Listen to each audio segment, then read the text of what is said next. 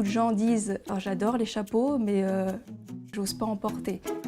Moi, ce que j'aime aussi dans le chapeau, c'est que c'est un accessoire forcément qu'on remarque. Une personne qui porte un chapeau, on va la regarder. Je m'appelle Clotilde Toussaint et dans la vie, je suis modiste. C'est-à-dire que je crée, réalise des chapeaux, accessoires de tête, coiffes, tout ce qui se met sur la tête. J'ai décidé d'être modiste un peu par hasard. Après mon baccalauréat, je me suis vraiment rendu compte que j'avais envie de travailler avec mes mains, faire un métier manuel, artisanal.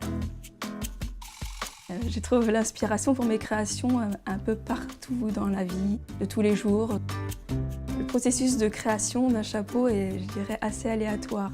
C'est-à-dire que je peux partir d'une matière, comme je disais, me laisser guider par la matière, par ses contraintes, en fonction de la matière que j'aurais choisie. Donc soit je vais la mouler, soit je vais la travailler sous forme de patronage. Le moulage consiste à mouler la matière sur une forme.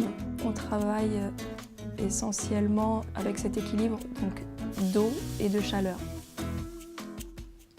Une fois que toutes ces étapes sont faites, donc on laisse bien sécher, après on travaille sur les finitions.